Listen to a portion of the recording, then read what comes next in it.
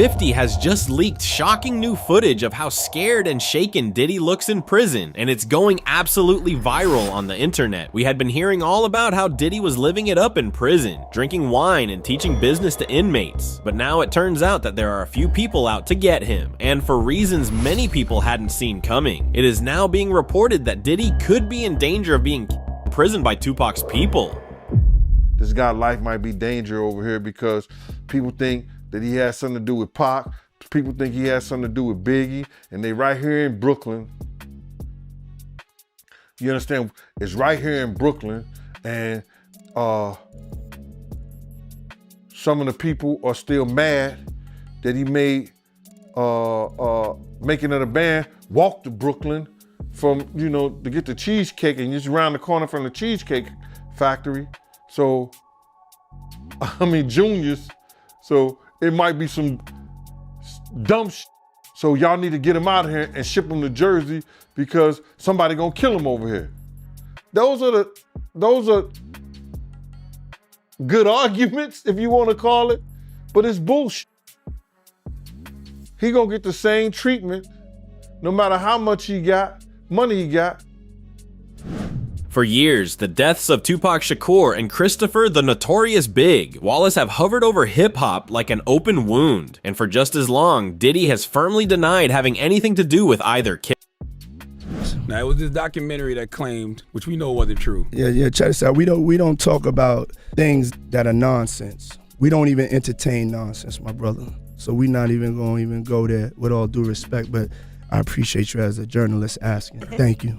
Because listen, 7 years ago, I'd have been like, yo, did you hire somebody to Pac? But no, you do it like a journalist. Yeah, no, we wouldn't even get into nonsense like that. You know what I'm saying? It's nonsense. Which we never believed, by the way. Yeah, thank you. Tupac was shot in a drive-by in Las Vegas on September 7th, 1996. He fought for 6 days before dying at just 25 years old. Only 6 months later, Biggie was killed the same way in Los Angeles on March 9th, 1997. Two giants of rap were gone, back to back, during a time when the music world was split down the middle. That split was the famous East Coast-West Coast feud. It wasn't just music, it was pride, loyalty, and long-standing tension. Diddy, as Biggie's close friend, producer, and the head of Bad Boy Records, stood firmly on the East Coast side. Over time, Diddy's name kept coming up in conversations about both deaths. The Netflix docuseries Sean Combs' The Reckoning, which premiered on December 2nd, brought those conversations back into the spotlight. Several people in the series claim Diddy may have played a role. I think that Sean had a lot to do with the death of Tupac, and he ushered Biggie to his death. Bad Boy co-founder Kirk Burrows said in the documentary, the tension between Diddy and Tupac didn't come out of nowhere. Early on, they moved in similar music circles. That changed on November 30th, 1994.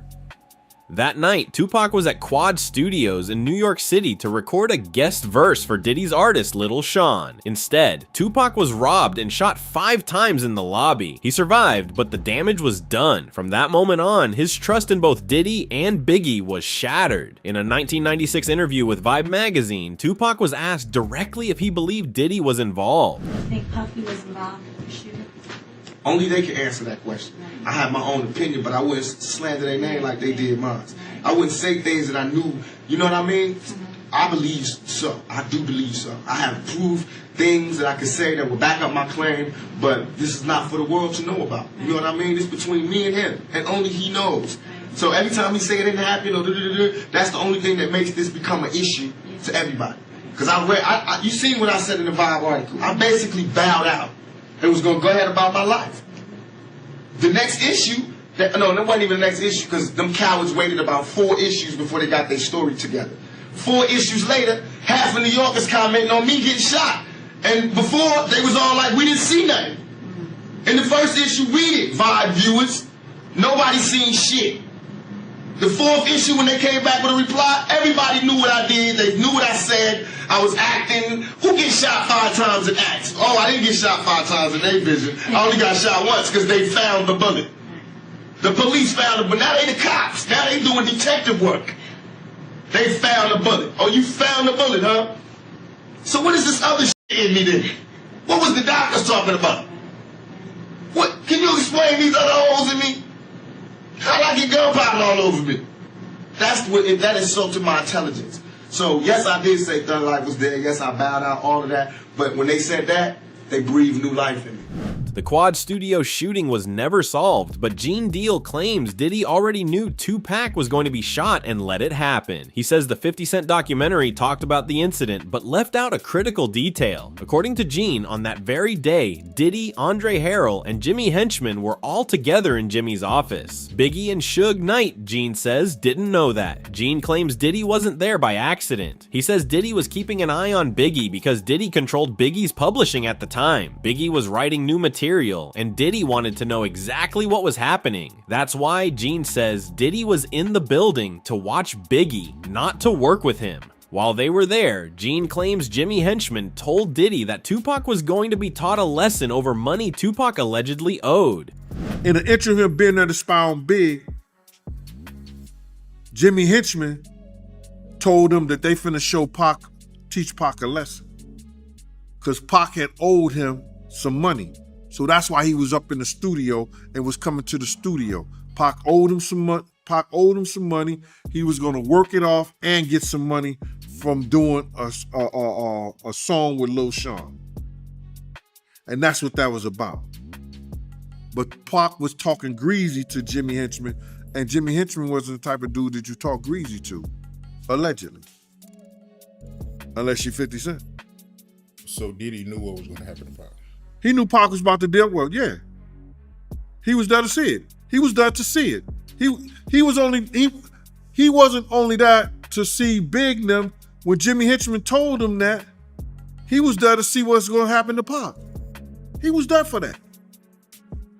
Because had he not been there for that, he would have went up there in the office, he would have went to the studio or the studio session with Big them. He would have went to that studio session with Big them. He knew what room Big them was in.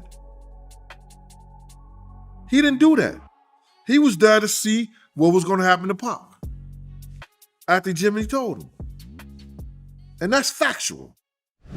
Gene says this lines up with what Kirk Burroughs has also claimed, that Diddy played a role behind the scenes. And if money was involved, Gene believes Kirk would know where it came from. Yeah, Kirk Burroughs, he also said that, he feels like, Diddy was behind Pac murder. Yeah. If Diddy played a part in that stuff, like he said, Kirk know where the money came from. I'm gonna say this. They tried to, if you talk about the Vegas trip and the whole 9 yards, Kirk said that he paid for people to drive out to Vegas. You know what I'm saying? He said he paid for people to drive out of Vegas. I was heavily with Bad Boy at that time. I don't remember that part of it. You understand? I don't remember that part of it. But if Kirk knew and he was paying for people to drive out to Vegas in the whole 9 yards, it's hard to hide $1 million, brother. You ain't going to cash that in the check cashing place. You signing that over to somebody. I said 1,000 times, and I'll say it 1,000 times again. Eric Von Zip showed me and my man Boondang, AKA my man Slick, a check for $1 million. We don't know, and everybody trying to say, lying, talking about half of it got paid, 500. I don't know. I know when I asked him about, we asked him, do we ask? No, we didn't ask him. I know when he showed us a check and he walked away after he showed us the check for the $1 million, you understand? The people involved are gone now, but the money isn't. Paper trails don't die. If the truth is ever going to come out, Gene believes it's sitting right there, in records, checks, and transactions that can still be followed. Nearly 2 years later came the Las Vegas shooting that ended Tupac's life. For decades, that case also went unsolved, feeding rumors and theories throughout hip-hop. Then in September 2023, everything changed. Dwayne Keefe D. Davis was arrested and charged with murder. Prosecutors said he played a key role in the killing. In July 2024, a court filing revealed something even more explosive, a previously undisclosed 2009 police interview. In it, Davis allegedly described his role in Tupac's murder and repeatedly brought up Diddy, claiming Diddy was the one who ordered the shooting. According to Davis, Diddy was furious over Tupac's constant insults. A DEA and U.S. Department of Justice report also referenced a 2008 interview where Davis claimed Diddy said he needed to get rid of Marion, Suge, Knight, and Shakur, and offered him $1 million to handle the problem. Keefe D's claim was an informant in 1997 who told investigators that Puffy had hired the Southside Crips to kill both Suge and Tupac, and that the Crip who was jumped at the MGM was in the group that had done the hit, and that they originally were going to do it at Suge's Vegas nightclub, but then decided to do it right away instead of waiting. This was exactly the same story that Keefe D told us a decade later.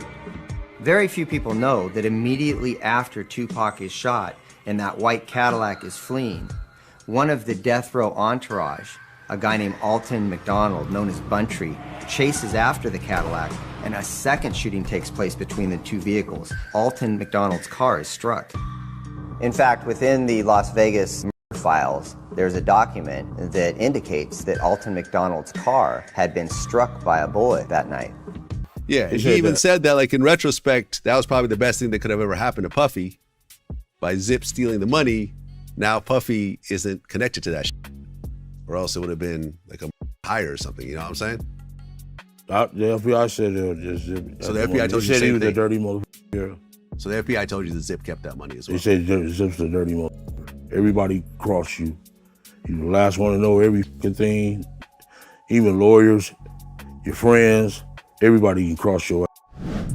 Diddy has denied all of it. In July 2024, the Las Vegas Metropolitan Police Department said Sean Combs has never been considered a suspect in the Tupac Shakur homicide investigation. Diddy has never been charged. Davis has pleaded not guilty and remains in custody with his trial delayed. After Tupac's death, the danger didn't fade. According to people close to the situation, Diddy and his East Coast team were warned not to go to the West Coast. Still, Diddy pushed forward to promote Biggie's upcoming album. Biggie didn't want to go, but Sean talked him into doing all those things. Burroughs claimed in Sean Combs' The Reckoning. I seen an interview that Puffy did with Fat Joe where he was talking about Biggie in his last moments in LA, and he told Fat Joe that he didn't want to go to LA, he actually wanted to go to London. But Biggie, he was the one that wanted to go to LA, and he was the one that was pushing to go to LA. That's not true. My name is Kirk Burroughs. I ran Bad Boy Entertainment. I helped co-found it. I created the company with him. I raised from general manager to president. And at that time, I put all of those business plans together. And Biggie didn't want to go to LA. Ended up going. What got him out there was a week ahead of time to ease him into the whole award show. He may not have wanted to go to London, but was talked into it. First time ever a rapper of your stature getting this treatment, that would be something he would be interested in doing, but he was easily talked out of it by Sean so that they can make an appearance at an event in LA that Saturday night. A part of the posturing of not only did we come to the award show, not only am I recording my album out here, and Big is gonna help me with some of the writing and maybe do something out here where me and him did this song in LA, I'm out on the town. And it was just too much. This is something that Gene Deal has also corroborated. He revealed that Clark Kent, who was close to Biggie and worked in the industry, admitted he questioned why Biggie was even going out that night. Biggie was supposed to be traveling, not partying. When Clark asked why they were going to the Peterson Museum, Biggie told him it was set up by Puffy and someone else. Gene says he didn't even know this until Clark said it publicly years later. They wasn't going out to no party, no clubs, and no hip-hop scene. They wasn't doing none of that, brother. But that one particular night they go out, and it was because of Puff and D-Rock. Clark Kent said that shit himself. I've been saying it for years. But everybody was saying, I'm capping. Nah. What do you call Clark Kent? Is he capping? He's a vice president of a record company. You understand what I'm saying? He was DJing for Big. Is he capping? All these people should smack themselves, brother. Because what happens is, when people hear the truth, they can't believe it. Why? They can't understand it. But it happened. We couldn't have done nothing because it was no we. It was no we out there. Big had a security, Paul Alford, Reggie Bullock. Puff had me and Kenny. We was down 6 to 8 other men. And it's 23 people in the entourage. And none of them got no guns. You don't go Cali empty-handed.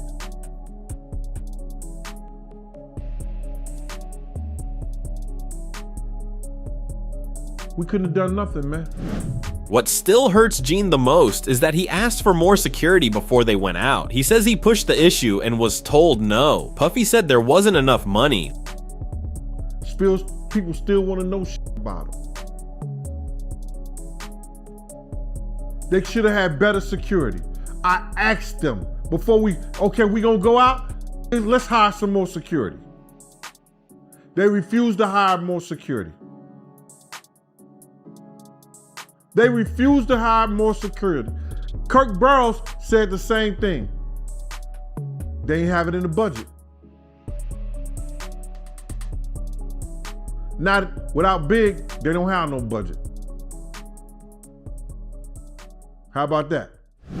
Later in the docuseries, former LAPD detective Greg Kading said he believed Diddy made the investigation harder, not easier. My perceptions have changed slightly, gradually over time. Today, I look at Diddy through a different lens than I might have 10, 15 years ago. There were obviously some early red flags, but it's a complicated thing because we have to be very careful about falsely accusing people or even, making accusations based on nothing more than speculation. And we just haven't seen all the evidence. So I prefer to kind of withhold judgment on some things. I can tell you regarding Diddy back when Tupac Shakur and Biggie Smalls were murdered.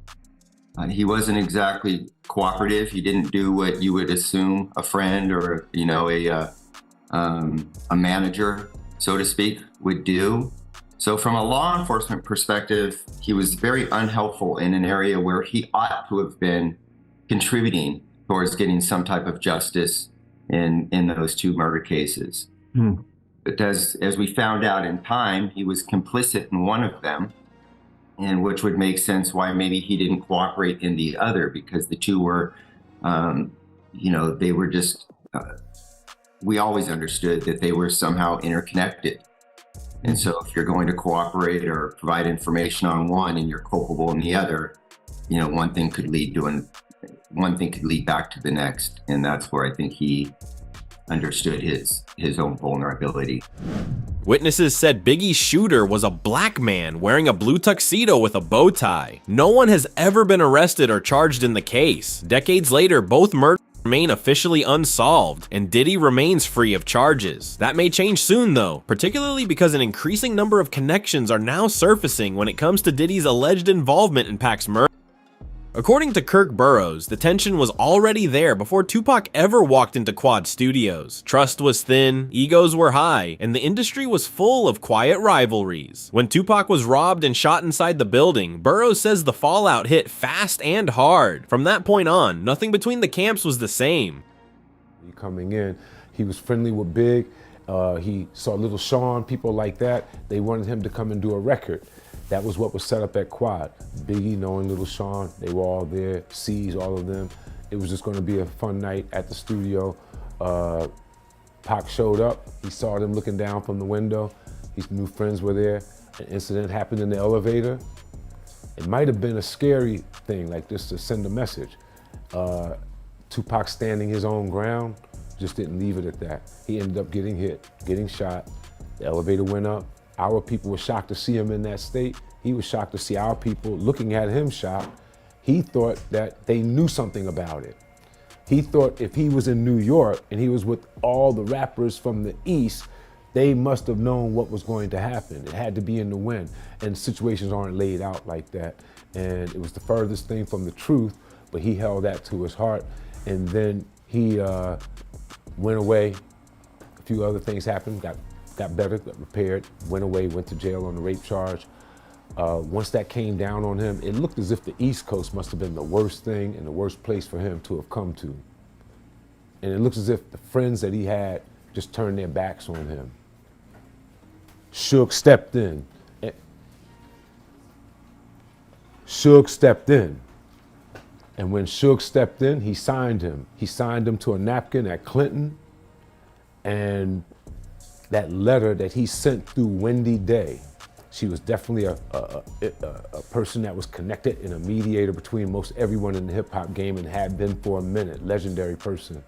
She delivered the letter to my office. It started with West Side Up. So it gave an indication of rumblings that we heard in the street with him being shined by Suge was definitely true. He's gonna go west when he come back, and he has an issue with us. Burroughs says Tupac warned him that things were no longer just about music. The letter carried a cold message. Tupac believed it was now war with Puffy and Biggie. There was no confusion in his words, no room for misunderstanding. In Tupac's mind, what happened at Quad Studios changed everything. A woman by the name of Wendy Day, very important woman in the hip hop world. I think she helped Baby and those guys with Cash Money label, setting that up. She's very influential and instrumental in a lot of success. When I started in the music business, I reached out to her. She had a company called Rap Coalition. She went back and helped rappers from a previous generation get their money straight, their royalties. With that being said, I was like, she's someone I want to know. In knowing her, I had the good fortune of when she was dealing with Tupac, during his crises on the East Coast, she went to visit him at Clinton. He wrote a letter, drafted it, so that she can bring it to me at the office so that I could know and be able to relate to Sean where we were with him. And the letter, if I remember, it said, West Side Up. And what we had heard was rumblings that Suge came and signed him on a napkin to a contract, and he was going to go west. And all the stuff that happened to him on the East and made it look like people on the East, King or the biggest rappers on the East, or people that he knew should have warned him or protected him against what had happened. And it just is not geographically laid out like that. And a lot of people caught some blame for things that they had nothing to do with. And he took offense, went west, and that started him as a mouthpiece against the East, all right, going at Biggie. And I think it's more than, that's one level of the beef. Then I think there's another level of things that were going on in the streets where things happened in the dividing line between East and West that caused a big rift that led to mouthpieces going at each other. From Burroughs' perspective, that moment marked the true beginning of the feud spiraling out of control, long before the violence that would later shock the world. On the other hand, Chopper believes Diddy was almost certainly behind Tupac's death, especially considering how much he hated the man. I heard a comment you made about how when you would bring up Pac name around Diddy, he'll get mad. Yes. He hated every bit of it. I remember one time, he was like, who did you grow up listening to? I'm like, Tupac. I ain't mentioned Biggie. That nigga ain't even talk to me for like 4 days after that. Everything with Pac, like, you couldn't say Pac was anything better than Biggie. You can't put them in the same realm or nothing. It was all about Biggie. Nigga, I ain't know no fucking, it was all a dream whole song. I knew a couple words, the first verse maybe, but he made us recite the whole fucking thing. I guess, I don't know. He made us recite that whole fucking thing. And I don't think that Biggie would have gave a if a nigga would have killed about reciting his whole shit. You dig? Like, cause I grew up listening to Biggie too, you know? And I felt Pac differently. That's why Chopper says Diddy's hatred for Tupac felt so intense. Not competitive, not petty, personal. He says Diddy hated Tupac no matter how that sound, and only later did he realize how deep that hate really was. Keefer D situation, I think the real reason why they ain't gonna let Puffy out is because they trying to connect that Keefer D situation with Puffy. That's what I really think it is. Because if it came down to some freaking foolishness and all that, there are a buku chumped up charges they couldn't prove. I don't think they got no evidence. I think they trying to keep them in there to lock in that Keefer D. You heard me? That Keefer D situation with Puff. I think that's the only reason why he's still in jail right now. They know Puff is not a dangerous person on the outside. They know if they let him out right now, he's gonna be on house arrest. He's gonna be a good boy. He f around and do all church little videos and whatever. They know that already. That's not what they aiming for. They don't care about none of that. What they care about is they trying to connect Keefer D with Biggie. I mean, with Tupac and Diddy. I'm telling you, that's what I feel. I never thought I would have said that, but I'm an intelligent man, bruh. And ain't no other way they gonna keep you in there of, Diddy did this to me. Oh, Diddy did that to me. I'm suing him. Oh, we got enough evidence to. No, you don't. That's accusations. That's not actual factual, brother. You dig? So I feel like the actual factual thing that they really trying to aim for is the Keefer D. That's the only thing that they can really lock him in with. All the rest of that shit gonna get chumped down when it come down to it. Diddy gonna plea, and that shit gonna be over with. What they going? That rabbit in the hole is gonna be that Keefer D situation. I'm telling, mark my words. Watch. That's why they ain't gonna let him out. They would have let Keefer D out on that bail. Vegas got a little thing. They'll let you out on bail, but they got little restrictions of how you can get out. You dig? So they gonna make sure your ass can't get out of jail. Trust me.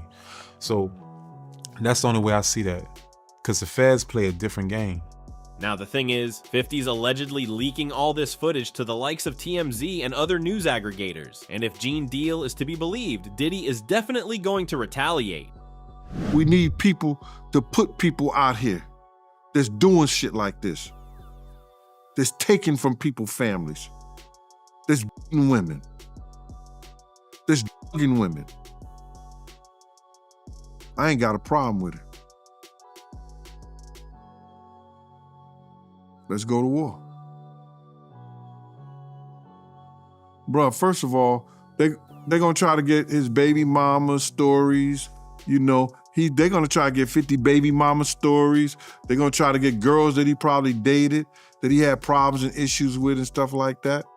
You know what I'm saying? They're gonna try to do the same thing they probably did to R. Kelly or Puff or whatever like that, and people tell their stories. You understand? But, you know, they trying to retaliate on what he did. Let him go ahead, bruh. Because I think he ready for it. You don't do this shit, and you don't do the stuff that he did or sign on to the stuff that he did with Puff.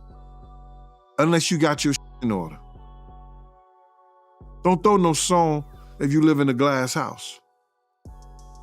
Don't throw no stone if you live in a glass house. I believe 50 ready for it. If they come at him any kind of way. I heard that Diddy is trying to sue Netflix for $1 billion. Ain't nothing came up in court. That's just talk, bro. No paperwork has been put in and signed into that. They're gonna have to have a reason.